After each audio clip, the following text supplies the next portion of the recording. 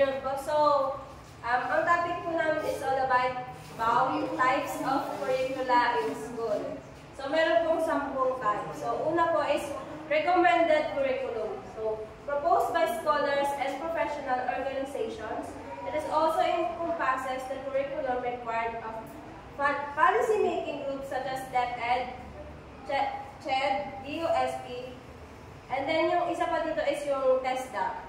It is curriculum that stress openness, identifying the skills and concepts that ought to be emphasized according to the perceptions and value system of the subject. So, itong recommended is, nakaan siya sa national agency. So, meron ditong DepEd. So, DepEd is para sa basic education, and then yung CHED, yung sa highest education, and then TESDA is yung sa vocational. So, itong recommended curriculum is given in the form of memoranda of policy. So, example is yung sa DepEd, di ba may policy siya, which is yung Republic Act 10.530. So, ayun, sila yung magpapatupad ng curriculum na ito. So, next po is written curriculum. It includes documents, course of study, or syllabi handed down to the school's district, division, department, or college for implementation.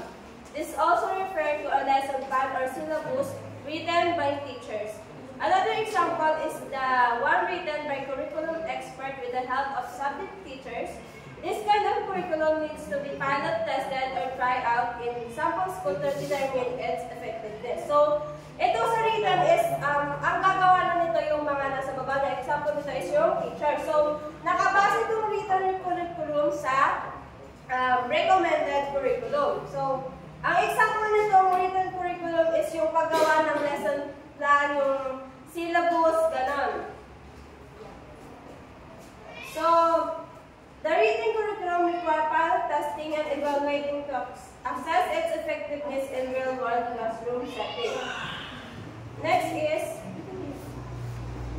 so next po yung written curriculum. Ito yung sa paggawa na ng mga lesson plan sa course syllabus na nakabatay sa recommended. Next is taught curriculum. So different planned activities which are put into action in the classroom. Varied activities that are implemented in order to arrive at the objective or purposes of the written curriculum. Used by the learners with the guidance of the teachers, varies according to the learning style of the students and the teaching style of the teacher. So, itong taught, ito yung kung paano i-deliver ng isang teacher yung ginawa niya sa written curriculum. So, ito yung putting into action. Ito ang taught. Ito yung kung paano yung style ng pag-deliver ng teacher, and then paano po i-analyze ng mga learners ito. So, dito sasakatuparan na ang ginawang written ng isang teacher.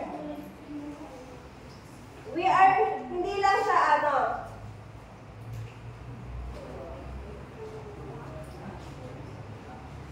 So, the curriculum is dynamic and influenced by many factors, including the teachers, teaching style, yung student learning style, and available resources, and then yung mga classroom events.